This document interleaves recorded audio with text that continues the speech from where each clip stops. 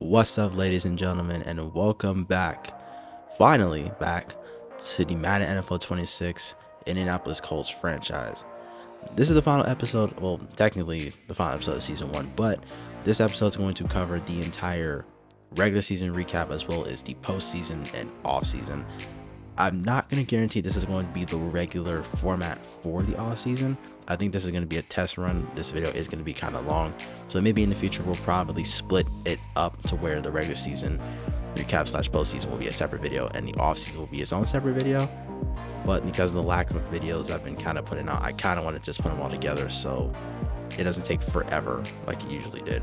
I also know that I promised that this video would come out last weekend, but it's coming out this weekend, so it's a little late, but better later than never. Last episode, we played our final regular season game against the Houston Texans, where it was again a high-scoring affair. Riley Leonard made his first NFL start, and he played really well despite the 2 interceptions, 3 touchdowns, 403 yards throwing the football. Jonathan Taylor played a pretty fine game. The Texans also played really well. They didn't play too bad. They had three sacks against us on the game. Latu played a pretty solid game. Overall, both sides of the offense and defense were pretty damn good. For the postseason, we did get a glimpse of the postseason last episode. We'll see the Ravens and the Eagles play as the number 1 seed, so they won't play till wild card weekend, divisional weekend. We got 3 NFC North teams and 3 AFC East teams, which I don't know if that's the first time ever in the NFL. It might be, considering the 7 teams in the playoffs is pretty new and fresh. Personal favorite matchups, I think, for the AFC, I'd probably say the Jaguars and Chargers, and just my personal bias, the Vikings and the 49ers for the NFC, being a huge Vikings fan. But the playoffs look pretty interesting. We will guarantee, well, not guarantee a new chance. The Chiefs aren't here, so there will be a new Super Bowl matchup regardless of what happens. The Eagles have a chance to repeat. We did have a conversation with Jonathan Taylor. He did complete his regular season goal, which was 1,600 rushing yards. He basically surpassed the number. He also got X Factor, so he basically surpassed any sort of expectations I think we had going into the season. I also wanted to show this off. Patrick Mahomes had the 600 plus yards against us, so it was a career high in terms of a game. Not the best way to start our franchise, but I also wanted to show off the Colts passing record. We didn't have any new records throughout the season, but the Colts passing record was not beat, of course, in the season because we didn't have a consistent quarterback. But for a game, it was 433 yards from Andrew Luck. Riley Leonard had 403, so he was a bit short, 30 yards. I think if we had a little bit more time to play, I think Riley Leonard could have beaten it. I did have faith in them. There's no guarantees going to be started, but that's something we'll talk about as we get later into the episode. We finished the year with the best offense, no question about it. The Bears had the undisputed worst, along with the Browns and the Steelers. The Bengals had the best pass game with Joe Burrow and I think Cevis. I'm forgetting how to say it now. I'm pretty sure I don't say it right. The Bengals also had the worst run game, which was surprising. The Ravens had the best, and we had Lamar Jackson, Derrick Henry. How could you not? We had the second best. Eagles were third in that regard. In terms of pass offense, the Steelers were the worst, I think, throughout the entire year. We surprisingly had second most scoring, only behind the Eagles, the number 1 seed in the NFC. For defense, we were easily the worst defensive team in the NFL. I don't know how we were so inconsistent defensively, but we were. Seahawks, a team that we got thrashed by, had the best pass defense, ignoring us having the worst pass defense. The Dolphins were up there. Texans had the worst run, the ground game defense. The Ravens had the best overall scoring defense, so we had the worst. Ignore these, we're going to be worse in almost every category defensively. The Saints had the least amount of stats, but the Ravens pretty much did their thing. Fumbles isn't really super consistent. There were only 3 teams in the NFL without fumbles. The Browns were one of those teams that were included in that regard because the Browns surprised didn't get one from Myles Garrett. The Dolphins and Steelers also lacked it, which Steelers is surprising considering the offensive presence, defensive presence they have there. The Saints actually led in that area, despite being a pretty weak team all around. I think their defense is probably better than their offense. Interceptions, the Falcons have one of the best secondaries in the entire NFL, so I think they're usually going to lead in that regard. We didn't do that bad in the interception numbers. We had 13 on the year, and considering how bad it was for us to get turnovers last season, I think it was pretty fine. For the turnover difference, the Steelers actually led the way. We had one of the worst turnover differences in the entire NFL, so let's just ignore that. The Saints had the most overall takeaways. So overall, the Saints defensively weren't that bad of a team, which is kind of a shocker. We're going to look at, of course, how our guys did. First, take a look at Daniel Jones. Had a strong start to the year, despite, of course, the four interception game he had against the Steelers. But overall, he looked pretty consistent, but that consistency slowly died down these last few outings, especially that 4 interception game against the Steelers and his matchup against the Jaguars, where he threw 3 more interceptions. 17-14 overall is not ideal. He didn't have it clean all the way, and of course his contract is expiring, so we don't know if we're going to bring him back. Andy Richardson got benched about halfway through the season. After week 7 and his weak performance against the Chargers, we saw that Daniel Jones is where he started his charade. Andy Richardson showed that he still has those inconsistencies in his game. His contract does expire next year. We do have a 5th-year option that we can pick up. It's something that I do kind of doubt we will do. So this year was kind of his proof year. Next year might be the same thing. Around the other players that we have here, Jonathan Taylor, easily our number 1 guy. Of course, he unlocked the X Factor this year. Over 1,600 yards rushing, which was what we wanted to see. He had 12 touchdowns, which is the most he's had since 2021, but he did fumble the ball quite a bit, 5 different times this year. Owning the football was a little bit hard for him.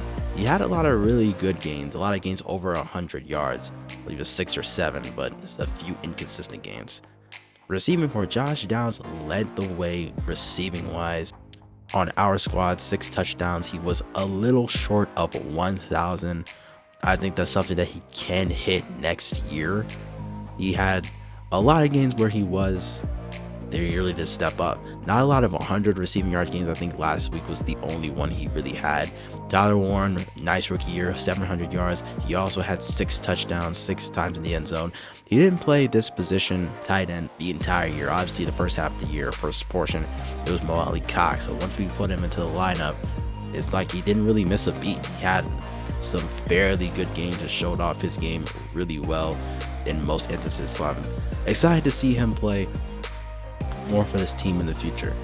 I also kind of want to show Jonathan Taylor's receiving yards because he did lead running backs in the receiving yards category. So he was definitely a double-edged sword. Well, double-edged sword. A dual unit, dual threat on the offensive side of the field.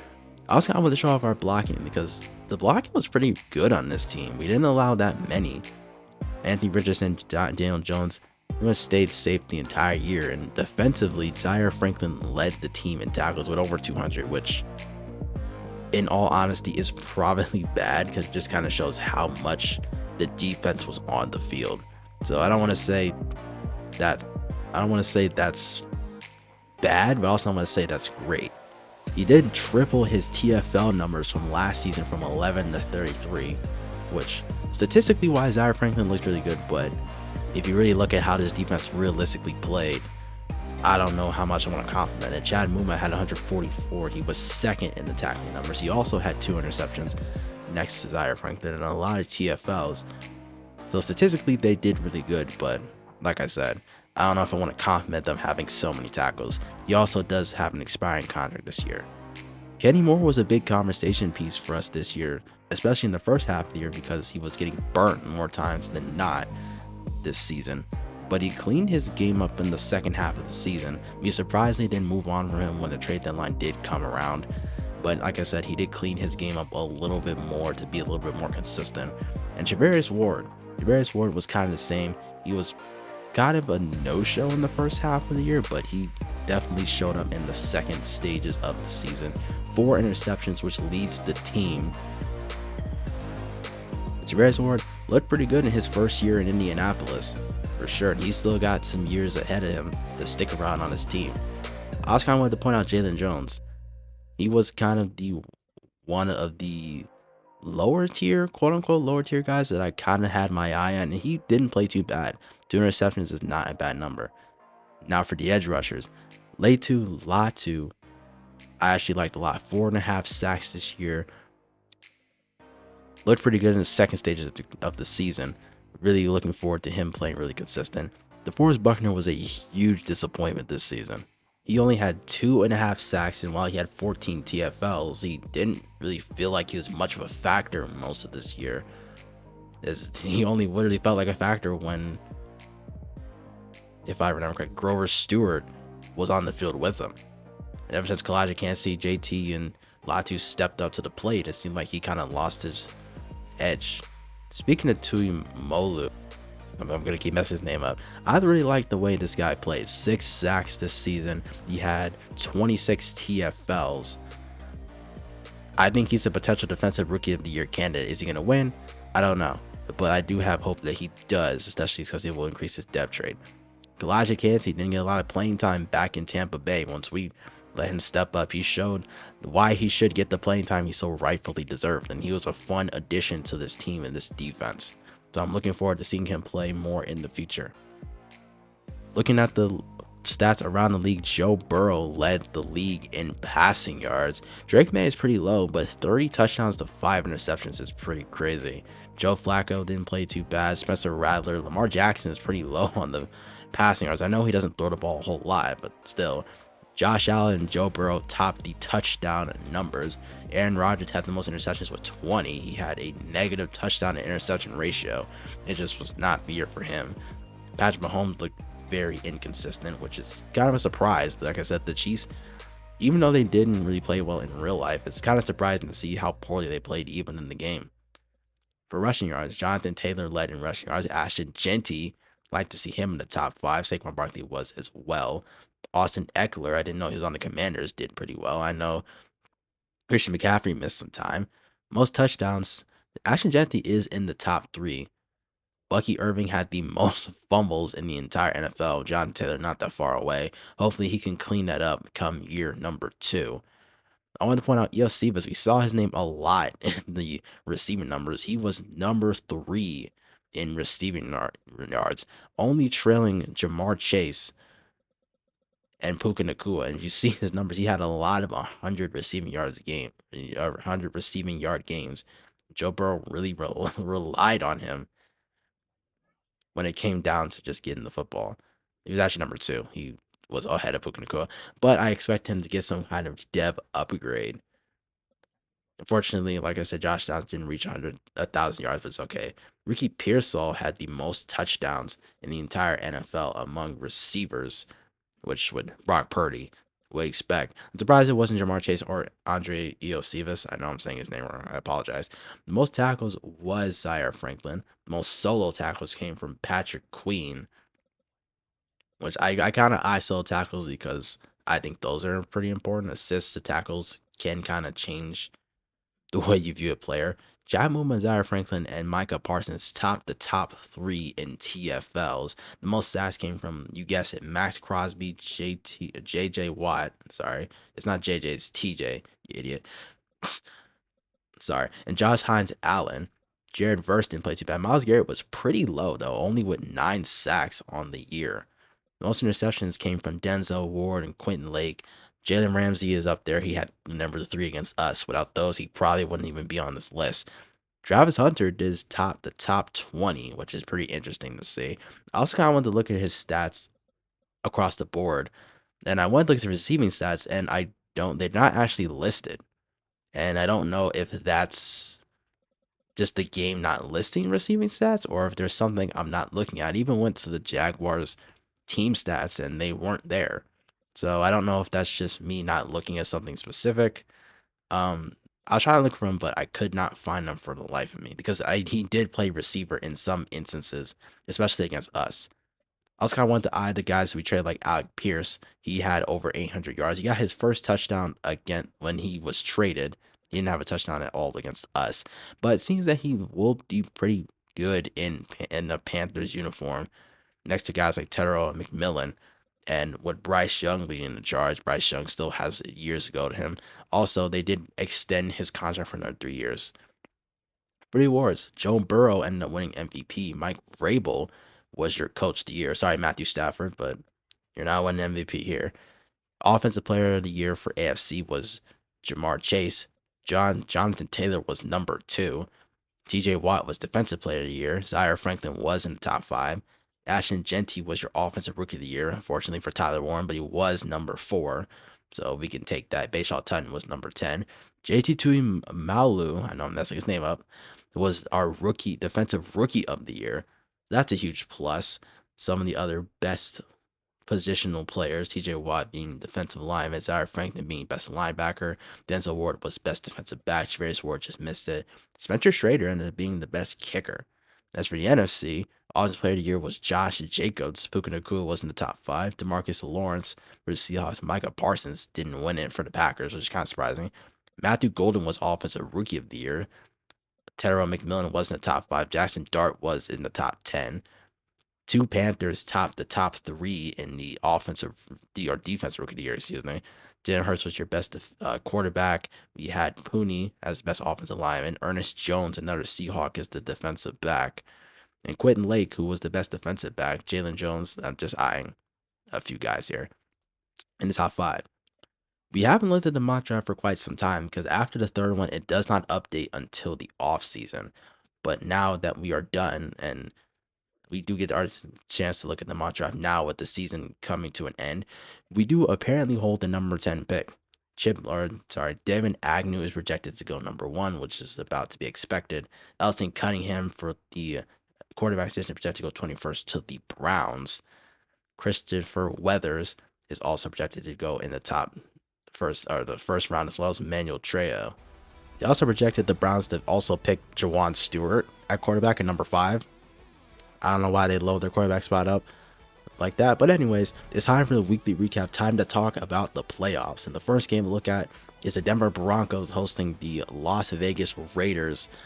It ends up being the unlikely winners in the Las Vegas Raiders, who best and upset the Broncos 27-24.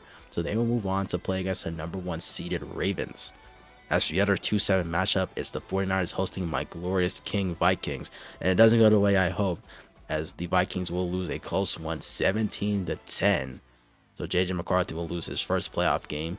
The 76ers will move, or 76ers, this is basketball. 49ers will move on to play either the Lions or the other, whoever wins the other 2 matchups.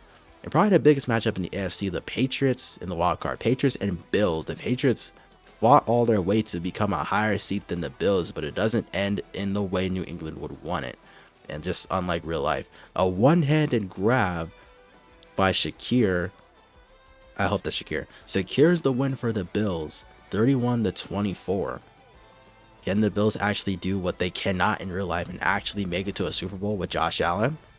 I'm not hitting. I swear I love Josh Allen.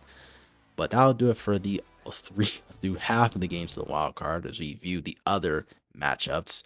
The Chargers actually bested the Jaguars, so the Chargers and Bills will go head to head. As we know, the Raiders and the Ravens will play against each other. And for the NFC, the Buccaneers get past the Falcons and the Lions lose to the Packers. So the NFC divisional matchups will be the Eagles and Packers, and the 49ers will host the Buccaneers with Baker Mayfield. Interesting matchups there in the NFC. The Eagles still have an opportunity, like I mentioned, to repeat as Super Bowl champs. The 49ers couldn't make their way back in there. The Bucs could see it for the first time since Tom Brady was still in his young age of inside the 40s. But first divisional matchup is the Chargers and the Bills. And the Chargers get the dub, 27-23 victory. So yet again, the Bills will lose their chances at making it to the AFC divisional round. How about them Chargers? As for the Raiders and Ravens, it ends in a surprising way, as you might think, because Geno Smith and the Raiders clutch it out over the Ravens, 31-21. So again, Lamar Jackson, and this is just me being a hater, cannot win when it matters, and they get upset by 10 as the number 1 seed. Sometimes it goes to show seeding doesn't matter. Then for the Eagles and the Packers, Jordan Love versus Jalen Hurts, another upset, because guess what? The Packers win. The Eagles, so first both of our number 1 seed teams lose. They get blown out. 22-7. No way to mount any offense. It's Josh Jacobs with a touchdown. The Packers are moving on to the NFC divisional round. We'll find out if they play against the 49ers or the Buccaneers. But surprising end to the divisional week. As we move past this, the Chargers and Raiders will go head to head, the second AFC West matchup that they'll have in the playoffs. And the Packers will play against the Buccaneers, or the 49ers, sorry, in the NFC divisional round. This is a rematch from, I believe, 3 years ago. I'm not entirely sure, but I have to do my research. But AFC Championship, Raiders and Chargers, and it's Geno Smith again who leads his team to victory 21-13 on the road. So guess what? Las Vegas is headed to the Super Bowl. Who would have thought that? They barely made the playoffs at the end of the year as the 7th seed. We'll find out if they take on the Green Bay Packers or the San Francisco 49ers in Super Bowl 60. And it's actually Brock Purdy and the 49ers, a late handoff. It's a close game, a playoff game you'd expect. But it ends in the victory of Christian McCaffrey and the 49ers. So the Super Bowl is a very weird one. It's Brock Purdy and the 49ers versus Geno Smith. And Ashton Genty, by the way, I'm not forgetting him. And the Raiders. This is Madden, people. Who would have expected that? A lot of unexpected losses as we do eye the Pro Bowl a little bit. We don't really have a lot of names. Honestly, we had Jonathan Taylor who led the way. There are not a lot of surprises. EOC was obviously the big one, being his low overall rating. Mark Andrews does make it as the number 1 tight end. As we saw, we don't have Tyler Warren there, which is expected. Lane Johnson, just name off as you guys. Zaven Collins on the list. John Hines Allen, Khalil Mack. Chad Muma does make it on the list as well as Zaire Franklin's. There's a few pluses to them making it to the Pro Bowl. Denzel Ward, Travarius Ward is there as cornerback number 3, which you'd love to see. Spencer Schrader doesn't make it because he was perfect, I think, in terms of kicking. And Bashaw Tutton, we had to play him a lot. So, I mean, this is about to be expected. But we do have a talk about Jonathan Taylor celebrating his performance that he had. We talked about him earlier in the episode. So he's just going to get another huge upgrade. I think he already did. But the offense is going to be much different. I mean, it goes without saying that Jonathan Taylor kind of carried and paved the way for us winning a lot of games that we did. But Tui Malu, he's going to get an upgrade. I don't show these all that often. He actually gets 3 upgrades because, remember, he was Defensive Rookie of the Year for the AFC, which also bumps him to superstar development. A huge change for this defense, as I really loved how this guy played. So I'd love to see that he is getting a new development trait for his efforts. Now for the Super Bowl weekend, it is weekly recap day. Real life as this recording or this voiceover. The Super Bowl is tomorrow between the Patriots and Seahawks. I don't know how excited you guys are, but it's the Raiders who end up coming out on top 33-27. Jacoby Myers makes his way into the end zone. In real life, he's not playing for this team anymore, but he might have just sealed the deal, and the Raiders shock the world and win Super Bowl 60. How the hell did that happen? Good Lord, it was close to 33-27. Geno Smith is your Super Bowl MVP. Who would have thought that the old man that didn't think he had it, he's still showing off his young age is crazy. I wanted to look and see the last time the Raiders actually had won a Super Bowl, because I know it had to be a while. At least last time they were in it. The last time they were in a Super Bowl was 2002, where they got thrashed by the Buccaneers and Dexter Jackson. Don't ask me who was on this roster because I don't know. All right, I'm only 24. I didn't watch football for that long. I was only a year old when the Super Bowl happened. But anyways, it was a crazy close game. It actually went into overtime. This is the type of Super Bowl game that you want to see. Geno Smith and Brock Purdy both played their hearts out. 5 combined touchdowns, only 1 interception from each of them. They also threw for over 70%, which is pretty insane. A pretty non-existent run game for both teams. But then again, I feel like that's just Madden being Madden. Ricky Pearsall had over 200 receiving yards and 3 touchdowns. And Jacoby Myers had over 100 yards. So it definitely was the air attack that won this team the game. Ricky Pearsall did all he could, but in the end, he can't get himself a Super Bowl ring.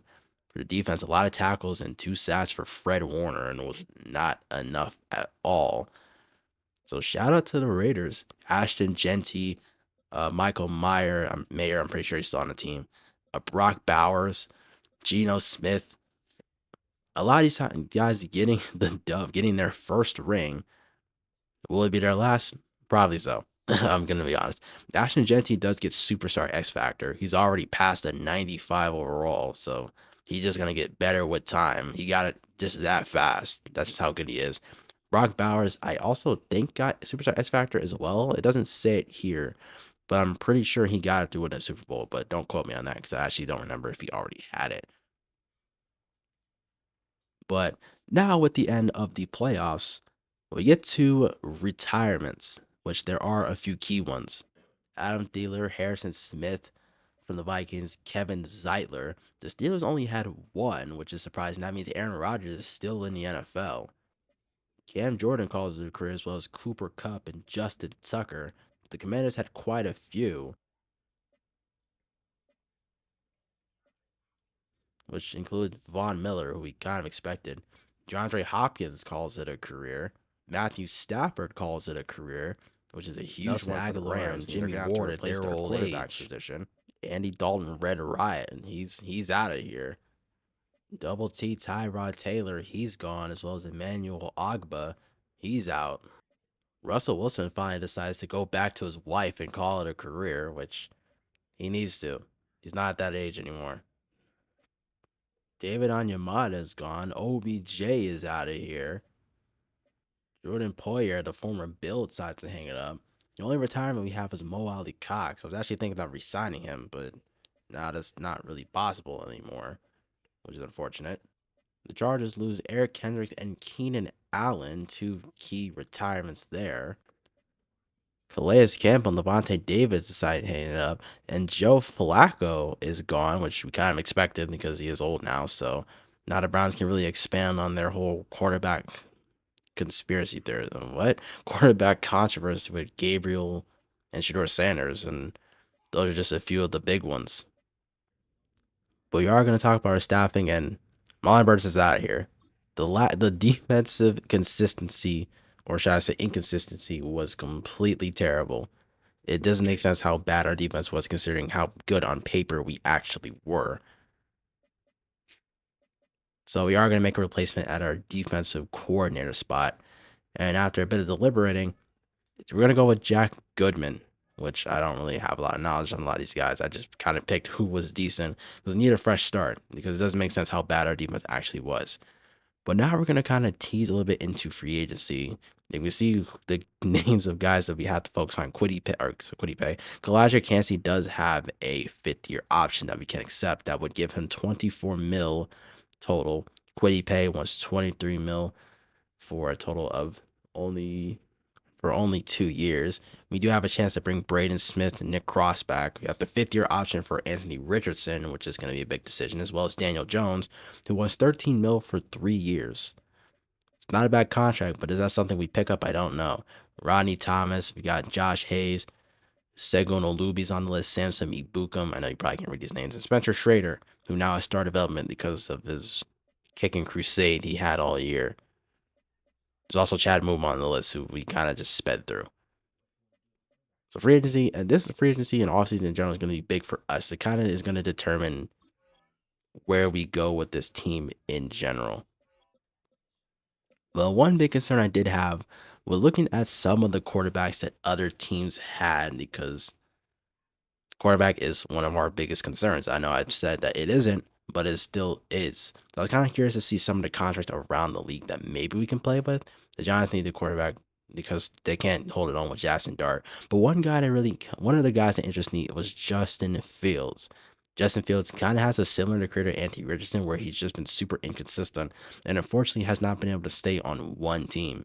His best year was actually this year with the Jets, but that's not saying much since the Jets suck anyways.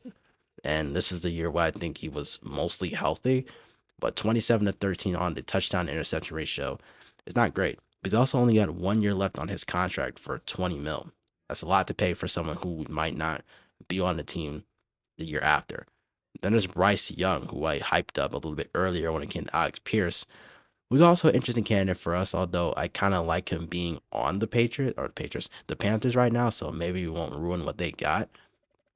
We probably have to give up a lot for him anyways. I also wanted to make this note. Deshaun Watson is not starting for the Browns. He was the highest rated quarterback on this team after Joe Flacco left. So I've made it my personal mission to lower his overall rating so he does not start for this team.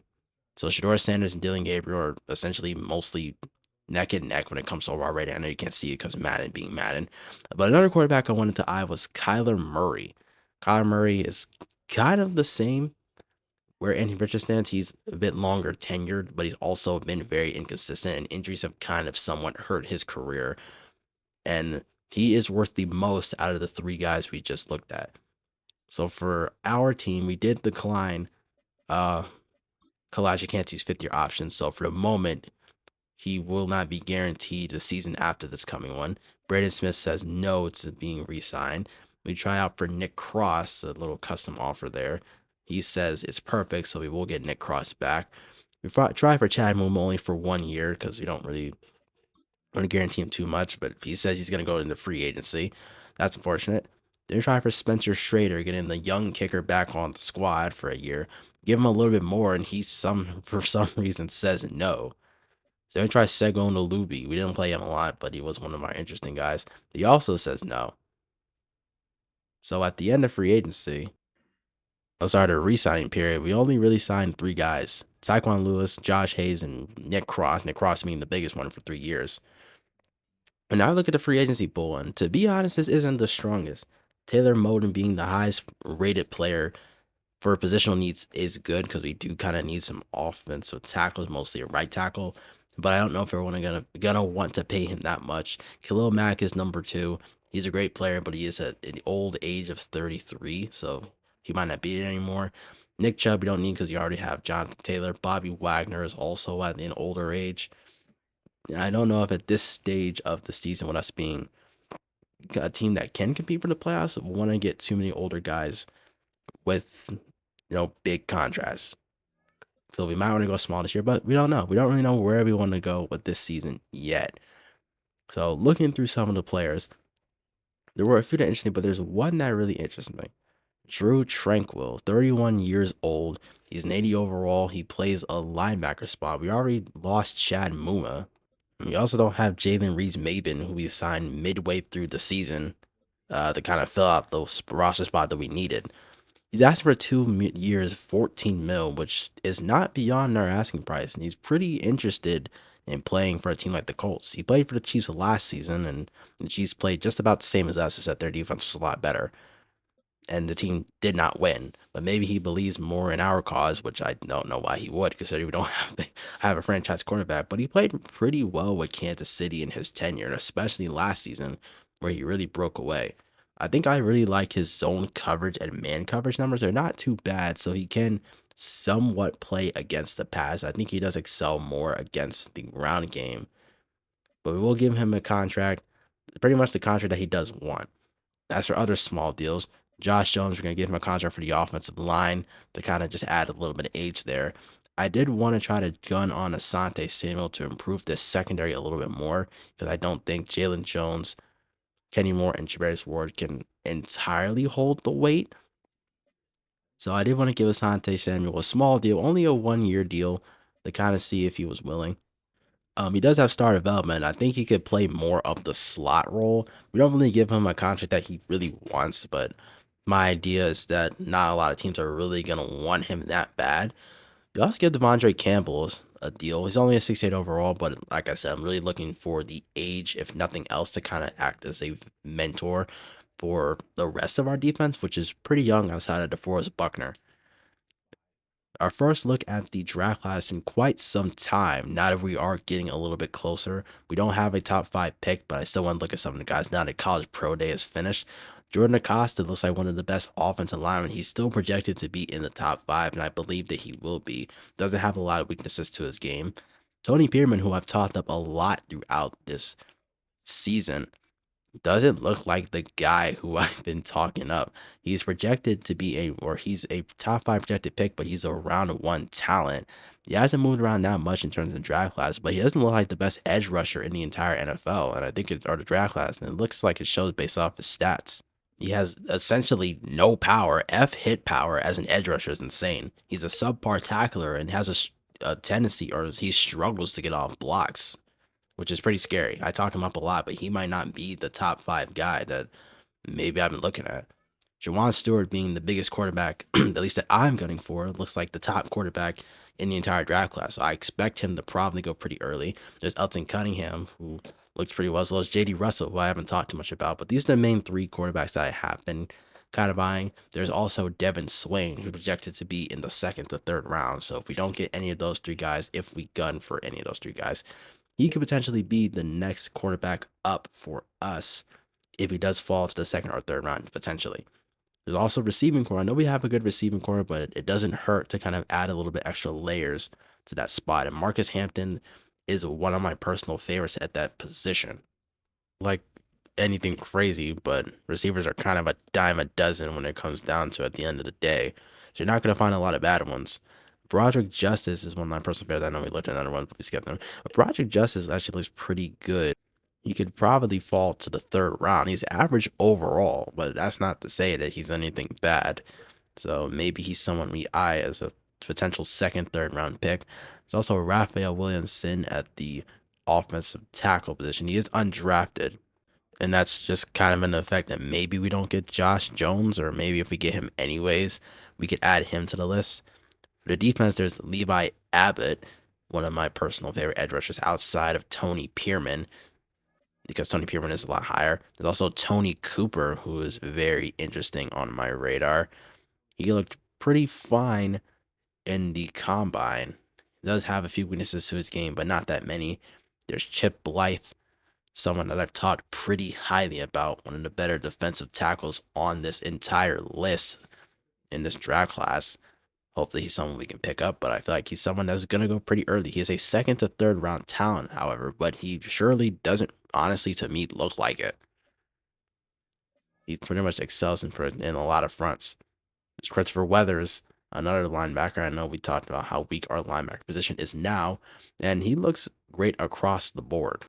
His only real weakness comes from his lack of speed, but everything else is a huge plus in my radar. He's got the ability to jump. He's one of the stronger guys in the entire draft class. Honestly, looking about similar to Manuel Trejo, who they are competing. They are next to each other in a mock draft. The only real difference is he is slightly faster than Christopher Weathers. As we get our mock draft 5, our final look, Elton Cunningham has moved up to number 9 to the Saints.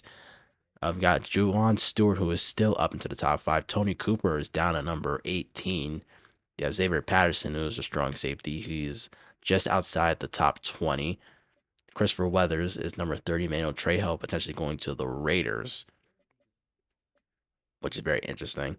Duke Floyd has someone we haven't talked about. A lot of guys here we haven't talked about.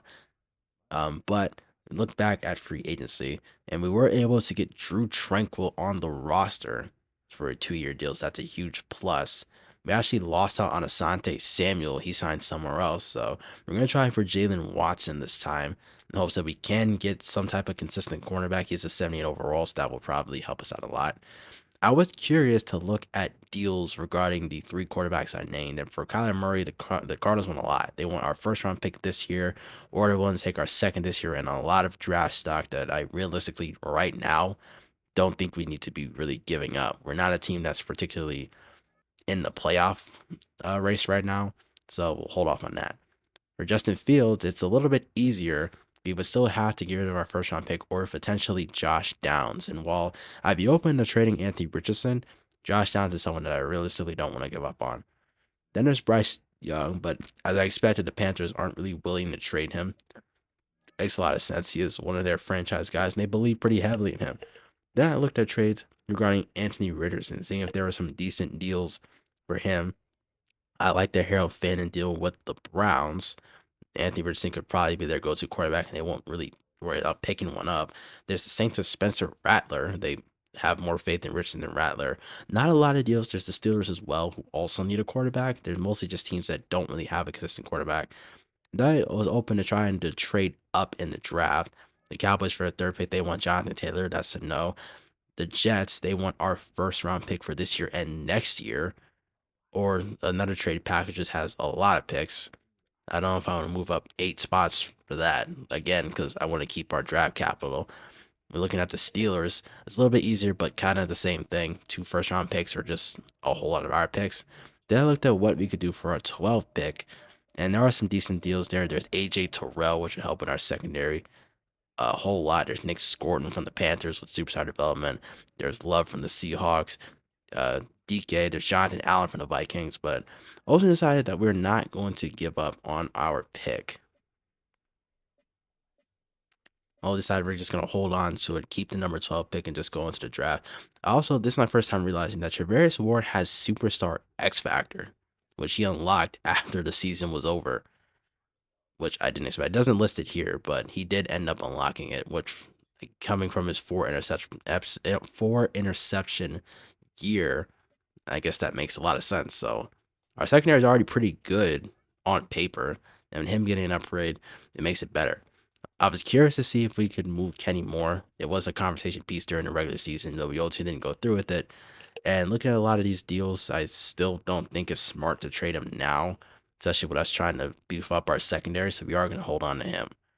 But back to free agency, we are going to try to get Samson Ibukam back. We could not during our re-signing phase. So we'll see if we can do it here. It's a lower deal. It's a little bit worse than what he initially asked for. And then Spencer Schrader denied his original deal that we gave him, which just increased his bonus, which I don't know why he wouldn't take that, but this is doing the same thing. We're also going to gun for Ezekiel Elliott, who I did not know was still in the game. I don't know if he's in the league, but he's got star development, and he is a older player, so he could realistically mentor DJ Giddens if we could. Back to the quarterback position, there are a few interesting guys in free agency. Desmond Ridder was one that caught my eye. There's still Kenny Pickett, Aaron Rodgers, Mac Jones is in free agency. There's Drew Lock and Tyler Huntley. But again, we're not really going to go with quarterback here. Also, Marcus Mariota and Kirk Cousins.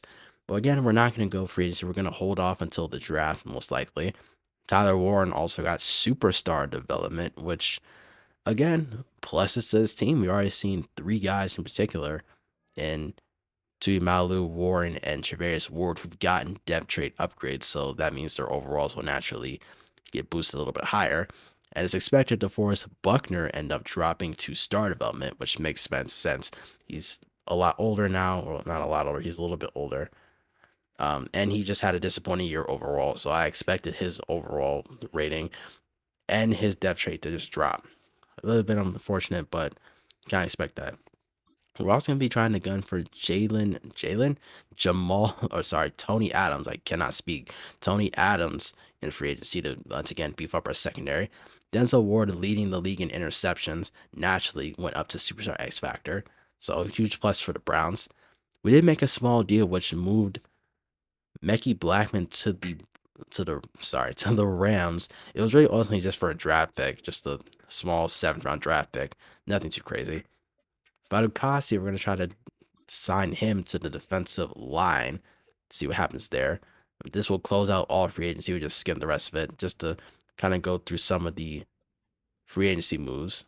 Moan ended up going to the Rams. The Seahawks get Khalil Mack. We saw Nick Chubb go to the 49ers.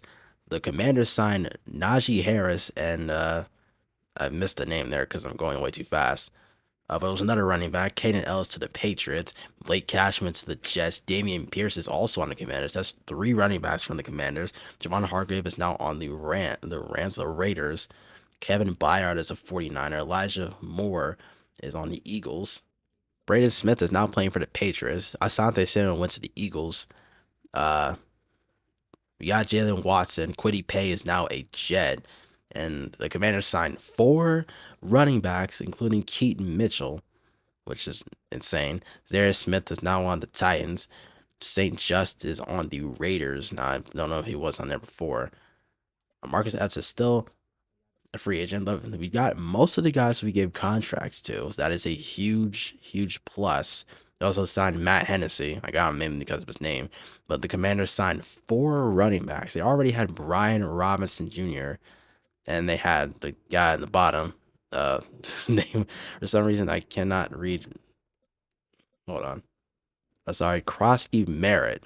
So this team now has 6 running backs. I have no idea why the Commanders decided to do that. So we're gonna play damage control and just move some of them. So Najee Harris is going to the Bengals. The Bengals have a lackluster. They'll have a lackluster offense, but they lack a huge run game.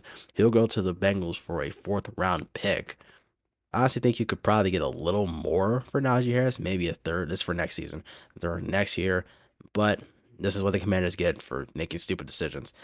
Tyler Algier will be now become a Dolphin. He'll go to the Dolphins in exchange for Rasul Douglas in a future draft pick.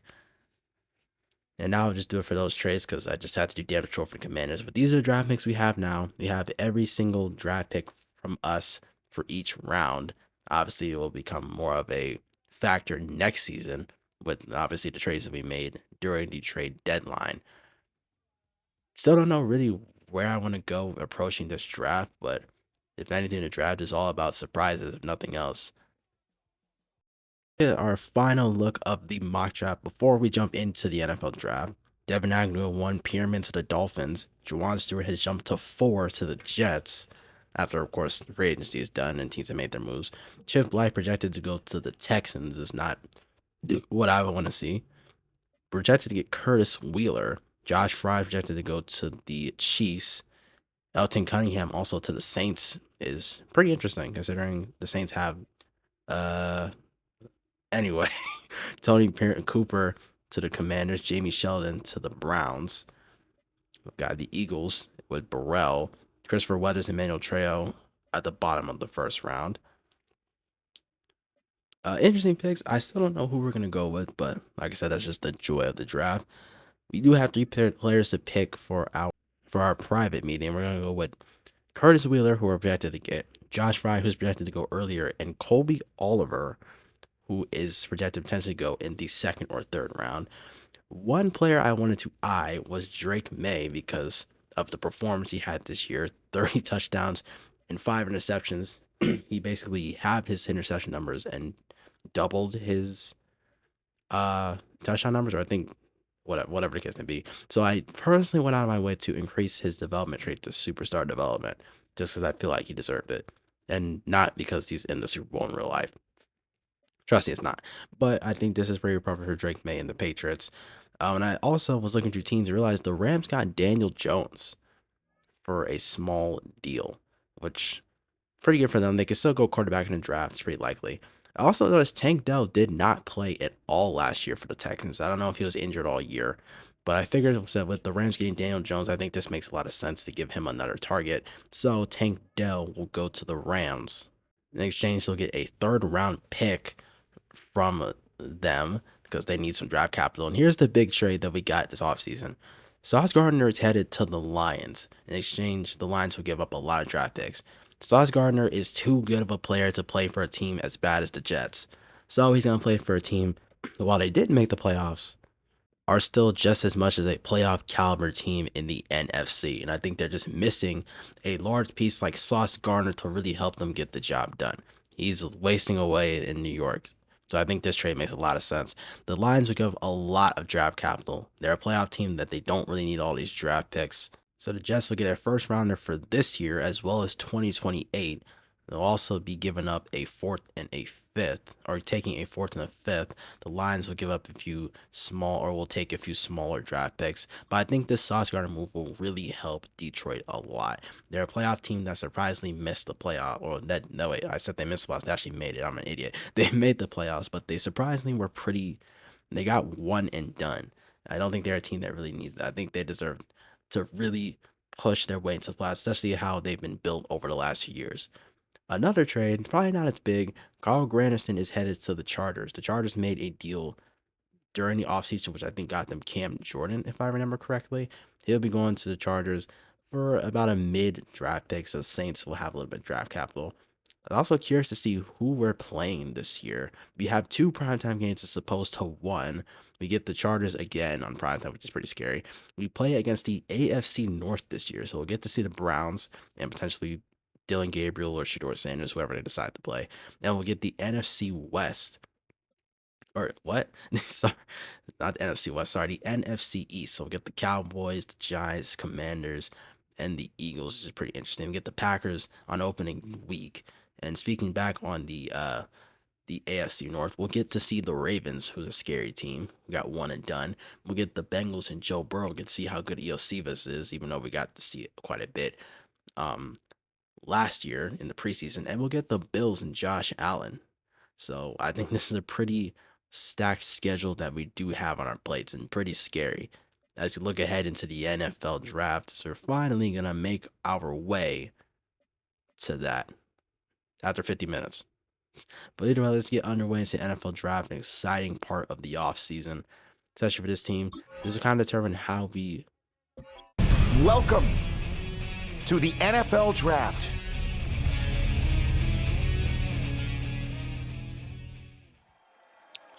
approach how we're gonna go with this team. We have the 12th pick in the NFL draft, or the first round.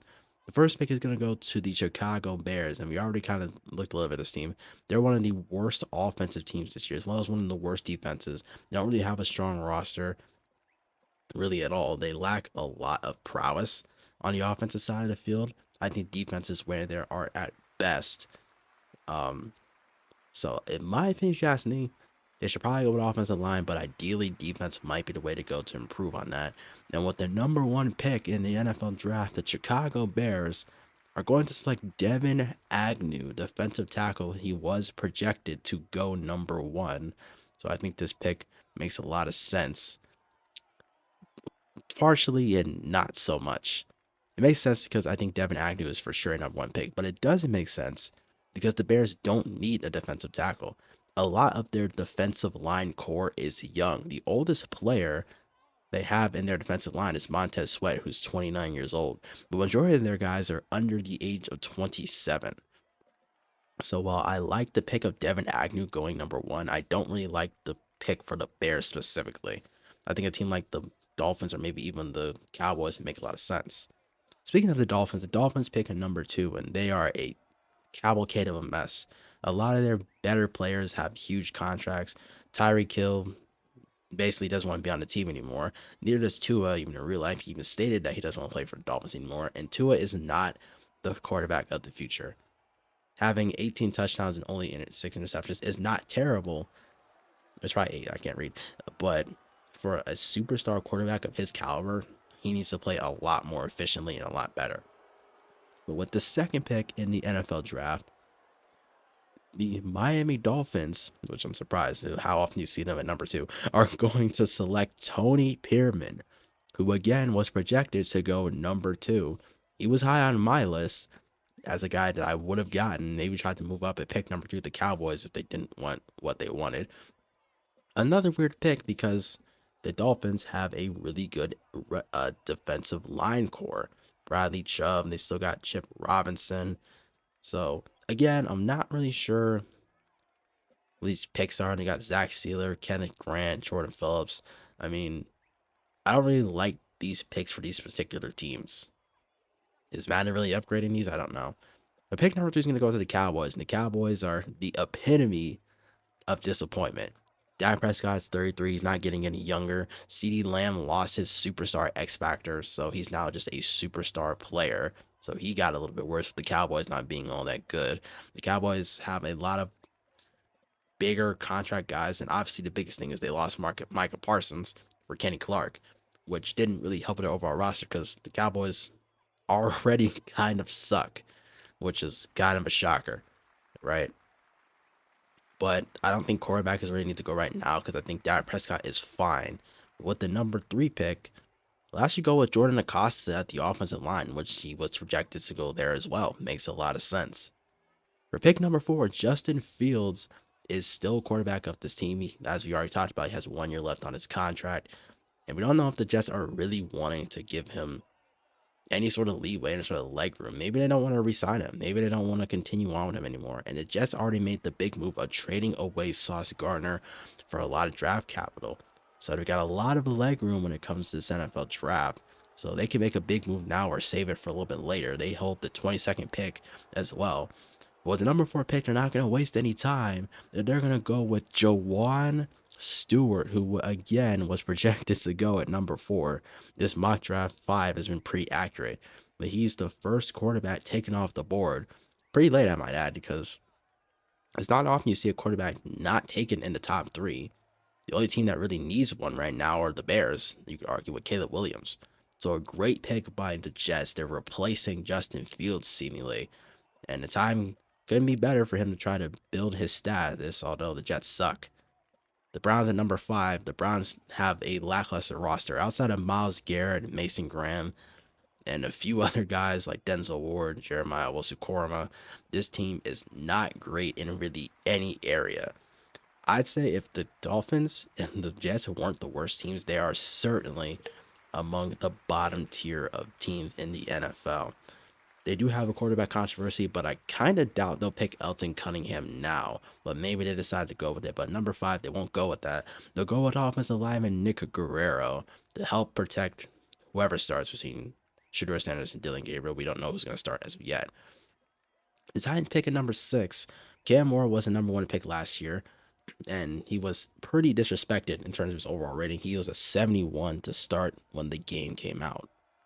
But he has improved slightly, albeit slightly. He had a solid rookie year, which we'll talk about probably in a different episode, not this one in particular. But the Titans roster outside of all that is meh/average at best. They did pick up Bobby Wagner on a 1-year deal during the offseason, which is the biggest move. I also didn't notice as I was looking through this, but Roger McCreary got superstar development. I don't know how in the world he got that. We'll probably look at that later, maybe next episode if we actually look at the Titans. So they do have slight improvements, but the Titans are still kind of an team. They do need a little bit of time for Cam Ward to develop. But with the number 6 pick in the NFL draft, they will go with, I'm not really sure who Drew is, I'll be honest. Blake Drew, I think, which we have looked at before, and I just kind of, my memory's fading, obviously. With the Steelers next, the biggest conversation is quarterback. Aaron Rodgers did not retire, but they also opted not to re-sign him. The Steelers' offense was terrible. Even with guys like DK Metcalf leading the way, they were still one of the worst offense teams in the entire NFL. The defense is what led the way for this team. They had one of the worst, they scored the least amount of points all year, but defensively, they were top 5 in the yardage game and top 10 in sacks is nothing to scoff at for this team. Plus, they were one of only 3 teams to not force any fumbles, which, considering the defensive talent they have, it's kind of crazy that they weren't able to do that. So my best bet with the Steelers would be to just improve on the offense. That's kind of what they need to do. Although contracts are also the Steelers' biggest concern and question mark. But with the number 7 pick, they're going to go with Fitzsimmons, who, if I remember correctly, also plays defense. Kind of funny because Elton Cunningham was right there and they did not take him. I don't believe they have a quarterback on their roster right now. I could very well be wrong, but if they do, it's not really a strong candidate. Devin Swain and JD Russell are there as well. So I kind of find it funny that they did not gun for a quarterback. The Texans are next, and the Texans are epitome of a team that underperformed. They traded for Colton Miller from the Raiders, and how funny that the Raiders ended up winning the Super Bowl despite that trade. Tank Dell was moved to the Rams in exchange for a 4th-round draft pick. So the Texans seemingly might be selling. You could argue that with trading Tank Dell, but he didn't play all last year, so maybe they didn't really need him. The Texans roster is way more stacked than they've played. They finished at 6-11, so let's hope that they can improve and be more of a competitive team in the entire AFC. Although the AFC is pretty competitive, so I really can't really say too much about that. But with the number 8 pick in the NFL draft, the Texans will go with Chip Blythe. He was projected to go number 8 to the Texans. The Texans already have a strong defense. So I think Chip Blythe will definitely help with that. Again, I don't think they needed defense, but I think their roster is stacked pretty much across the board anyways. Now for the Saints, and the Saints have a pretty weak roster. Arnold Ebiketie was picked up during the offseason, but outside of Chris Olave, there's no real star talent on this team at all. I'm surprised they finished as a number 19. If you ask me, they probably should have been worse than the Bears. I'm surprised the Bears did just as bad as they did. And it should have been worse than the Cowboys. The Saints really have no real direction with not a lot of cap room to work with. So we'll see where they go here in number 9, and they're going to go with Tony Cooper at the edge rushing position. And honestly, I think the Saints can take whatever they need to because, as I said, they're a pretty weak team. They don't really have a lot of star talent outside of Chris Olave, so anything really helps this team on offense or defense. For the final pick in the top 10, it is the Carolina Panthers. Now, among the top 10 teams, I think Carolina is easily the best. Bryce Young is still in his prime years. They got Alec Pearson to trade. Nick Scorton was one of the best defensive players. He got superstar development. They have Tedero and McMillan. Overall, they have a pretty solid team, but in the span of the entire NFL, you could argue it is pretty weak because it's not a team like the Falcons or the Ravens or the Bengals. So a Panthers team that could find a bit more talent could fall under the radar among a lot of fans. With the number 10 pick in the NFL draft, they're going with Benjamin Hargrove, the defensive tackle. They're going to try to push the defense to be a lot better. I actually really like that pick for the Panthers. I think offensively they can find improvements with who they got. Defensively as well, but improving that defense, finding more weapons is solid. What about the Chiefs? Well, the Chiefs were another team that surprised and disappointed. They finished 7-10. They still got Patrick Mahomes with Travis Kelce. Travis Kelce is aging though; he's not getting any better. They still have a star-studded roster of guys like Xavier Worthy. We did take Drew Tranquill off their hands. With the number 11 pick, they'll go with Josh Fry, who was projected to go at number 11. And now we finally come to our number 12 pick, and we could move on from this pick. We could move down to 16 with the Rams, or we could move to 27 with the Eagles. But I think we're going to hold on to this pick. And there are a lot of names that we lost, like Jawan Stewart and Josh Fry even. But there are a lot of guys still on the slate. Colby Oliver, Broderick Justice, Lane Bingham, Levi Abbott. There's still Christopher Weathers and Emmanuel Trejo who are also on the board. We got Galloway, Stanford, Trejo and Weathers, as I just talked about. We got Sims, Eddie Blaylock, which I think are pretty late, but got names. J.D. Russell is a quarterback that's still on the board. Elton Cunningham, as we talked about, is still on the board if we want to go quarterback. Matthew Nielsen, who's projected to go pretty late. But we got a lot of names. Levi Abbott, as I probably already named him once. But like I said, I came into this not really having a plan, considering we didn't really have control of our draft anyways. I had an idea of who I wanted to pick first, but I wasn't sure what the outcome was going to be coming into this. And honestly, with how our team played, defense might be the answer. After all, defense was terrible. We even went out of our way to change our defensive coach. Christopher Weathers is one guy that I was really eyeing here. He only has one true weakness, and I compared him to Manuel Trail because they're both the same position and they're both practically next to each other in the mock draft. So I was kind of curious to see who was a little bit better. Manuel Trejo doesn't have that many weaknesses. He also probably has slightly less strengths than Christopher Weathers. But after it was all said and done with the number 12 pick in the NFL draft, we ended up going with Christopher Weathers. Now I think this is going to be a big pick for our defense because our defense, like I said, was fairly weak, and I think it was mainly the linebacker spots. You could argue it wasn't because Franklin and Chad Muma led the way in tackles, but that just means our defense was on the field for way too much. 91 acceleration, 84 speed is amazing, and hidden development at pick number 12. His biggest gripe he has is his inability to get off of blocks with F finesse moves and D to F power moves. But I really like that he has the A to B ability to catch the football. That means he can disrupt pass lanes, which is something I think we really need for this team. Being that we were struggling to get interceptions, I think Christopher Weathers is the perfect pick for us. You are going to speed through these draft picks. The Seahawks go with Oscar Pratt at pick number 13. Diaz is taken off the board by the Cardinals. Be a nice little pickup for them. Elton Cunningham is still on the board. We're still looking to see who will pick him up. The Bengals go with Marquis Archer at the cornerback spot to improve their defense a little bit more. The Rams are up next, and they could go with Elton Cunningham if they don't believe heavily in Daniel Jones. He does still have his star development he got from last season during training.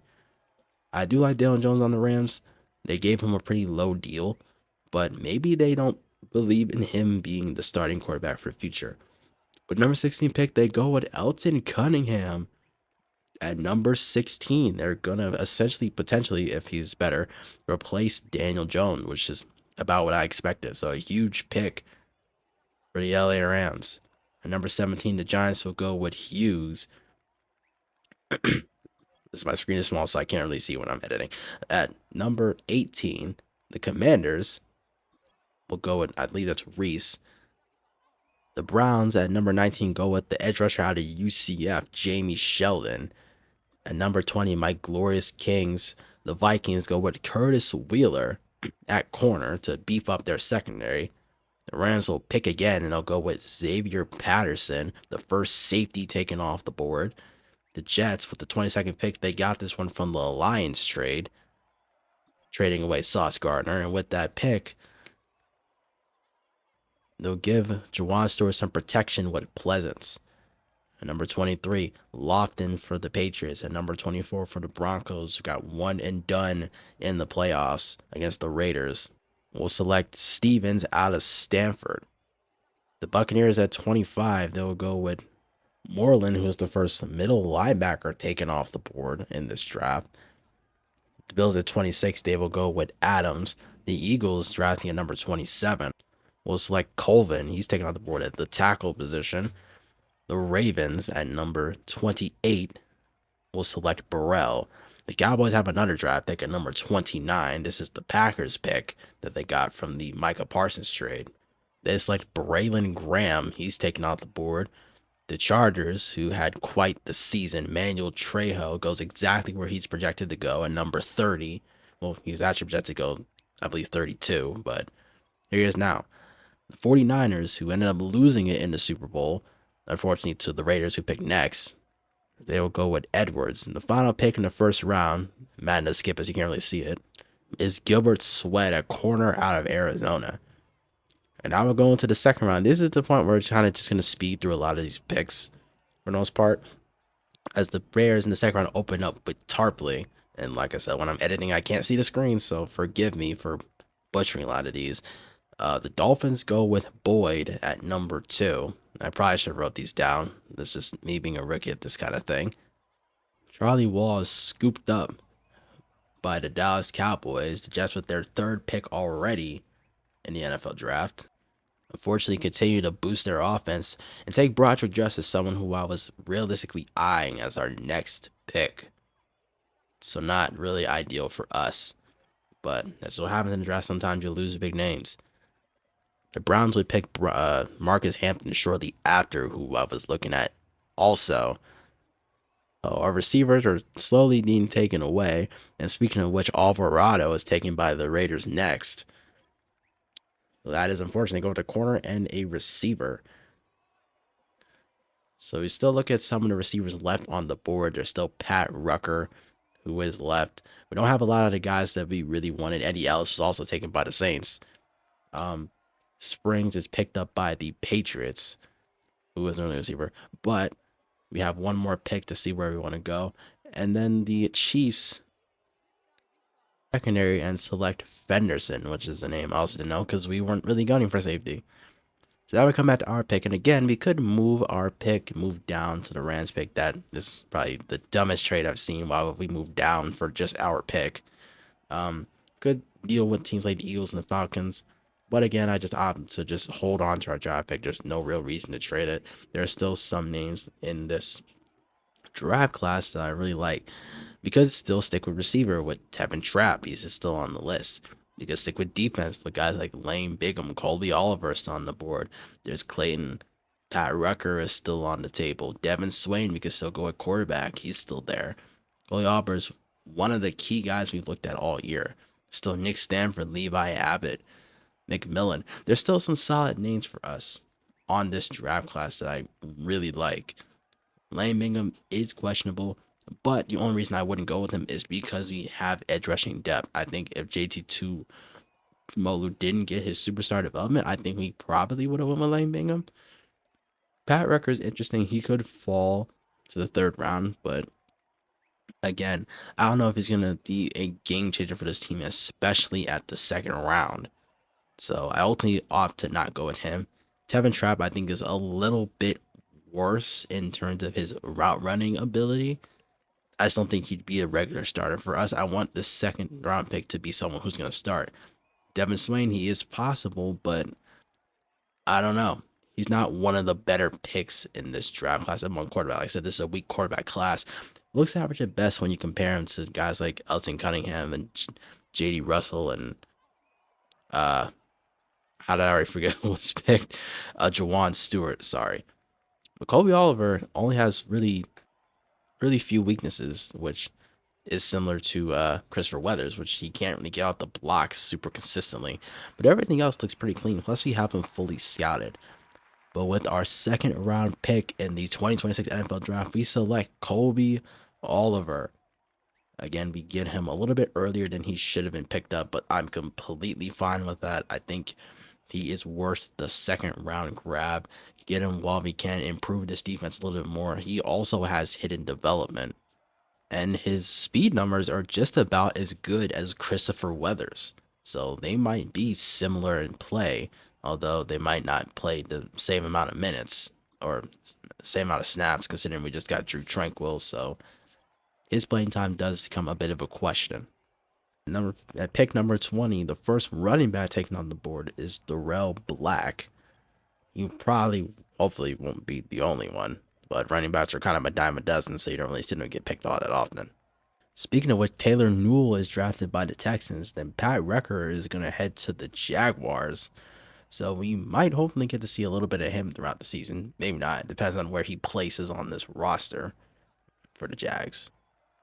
The Lions' first draft pick of the draft, Lane Bingham is taken off the board late in the second round. And the Patriots will scoop up Nick Stanford. I believe Will is the left linebacker position, if I'm not mistaken, but don't go mad at that because I'm slow at these kind of things. Elton Carlson for the Bills, another, and at the fourth running back taken in the draft, well, in the second round, believe it or not. Then the Ravens and Packers both go running backs, probably to find backups for Derrick Henry and Josh Jacobs, respectively. The Raiders close out the second round, and the Raiders ultimately decide to go with Devin Swain.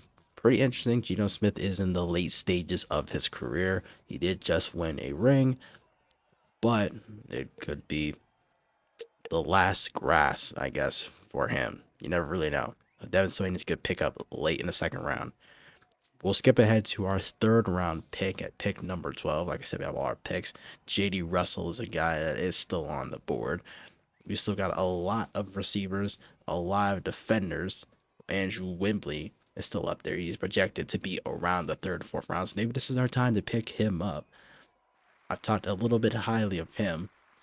And with our third round pick at number 12, I couldn't tell you what number it is because I can't count right now, is Levi Abbott. And we did get him pretty early. He projected to go pretty late, which isn't the worst thing in the world. Again, we go with defense this time. We go with edge rusher. We need a backup for the likes of Latu and Latu, and even Ibukum, because Ibukum is now one of our backups. He is normal development, so that is a little unfortunate, but he's not really all that bad in the third round. Sees mostly across the board, with the exception of just a few attributes. So not terrible, not the worst draft in the world, at least at that position.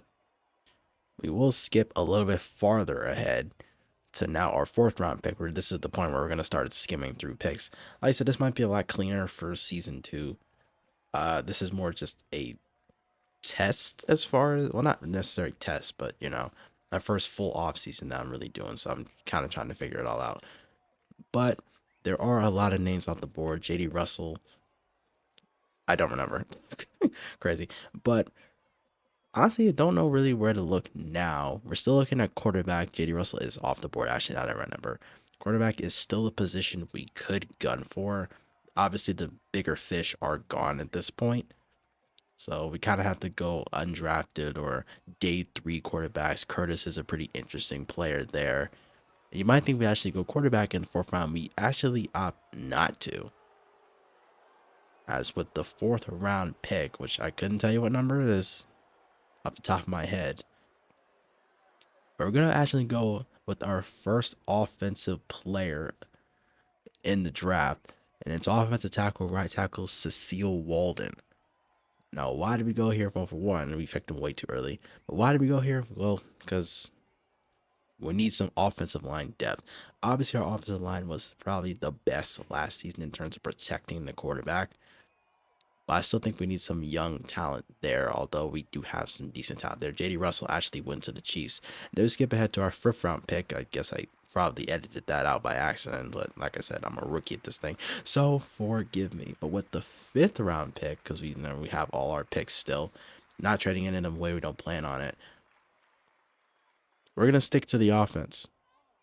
And we're gonna go with Owen Beeler, our first receiver taken away. Is C- average pick, so I didn't get him way too late. Receiving core was something I stressed needed a few improvements. While I think it is really good where it's at, I think we need some young talent there. I think with the surgence of our kick returner, whose name I can't remember on the top of my head, Anthony Gould, I think we need a new kick returner. I think Owen Beeler can fit that role. He's got decent speed. For a 5th round pick, receivers are going to be fast anyways, but I think for a 5th round pick, I think he's decent in the speed department. I think he'll take Anthony Gould's place as kick returner, and you'll probably see him more in the receiving aspect. But that leads us to our 6th round pick, and we're still looking at quarterback, believe it or not. We haven't really went too deep at the quarterback position, believe it or not. We've been talking about it all draft, and yet we haven't gotten one. But that changes now as you go with Rich Yates with our 6th round pick. And you're probably wondering why we took so long to go with quarterback. Well, for one, as I mentioned, throughout the entire series, it wasn't really a number one factor for us. I think it was important, but I don't think we had to really gun for it like a lot of other teams did. But I picked Rich Yates because his accuracy splits are actually probably the best among a lot of the quarterbacks left in the draft. I think he's got C to B across the board. So I actually favor him over a lot of the other quarterbacks left over. And with our final pick in the NFL draft, as we speed through the rest of it, is Jonathan Beltran, another receiver. Is it likely we keep him and Beeler? Probably not. Beltran was kind of just a late receiver pick because why not? He could really join in the receiving core as a in and out receiver, or even in the kick returning, punt returning, if things really work out there. But that's it for the NFL draft. We skimmed through it, and we know Christopher Weathers, he is a 78 overall with hidden development.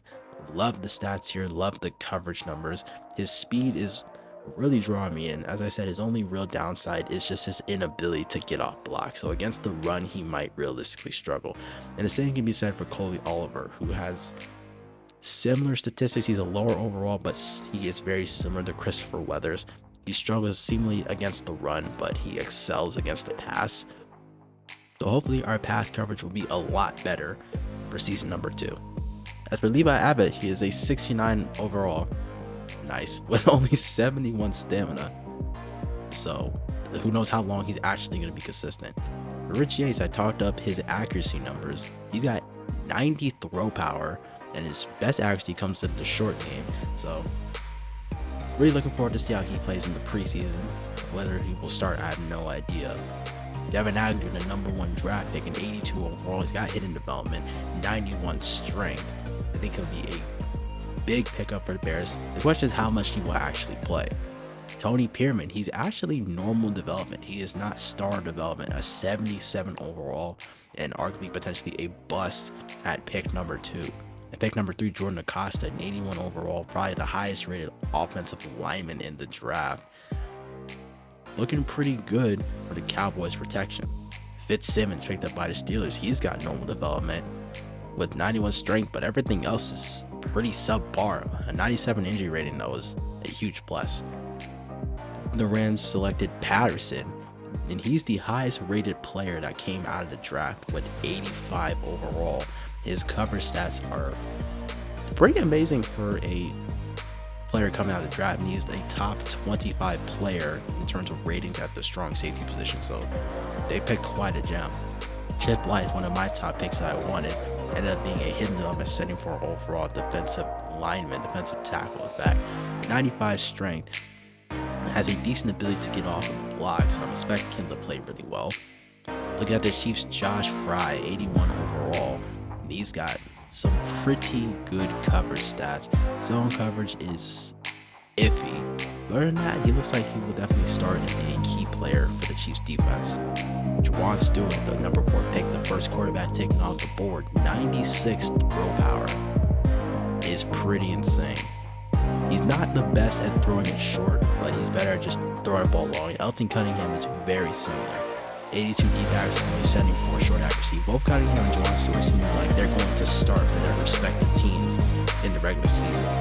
Manuel Trejo, we would have picked him had not even Christopher Weathers picked by the Chargers.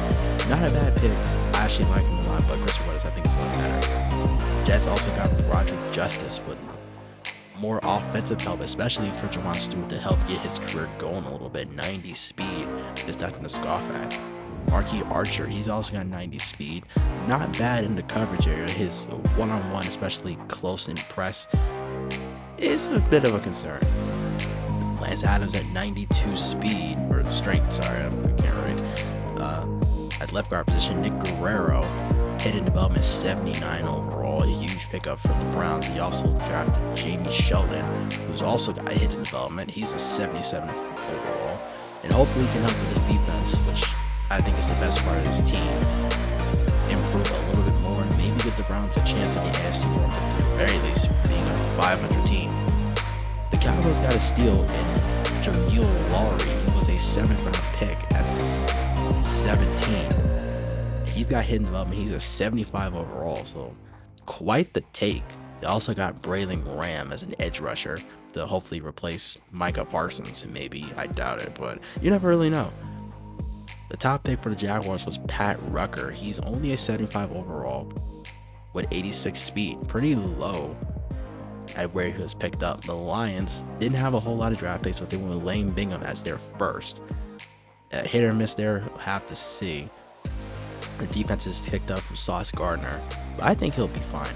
Jose Alvarado, receiver, might end up being a great pick, especially teaming up with Jacoby Myers and with their new quarterback in whose name I can't remember whenever he plays.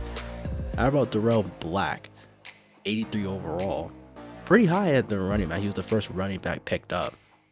And then Tony Cooper for the Saints, and then my glorious Vikings, I'm gonna keep saying it, picked Curtis Wheeler at the cornerback position.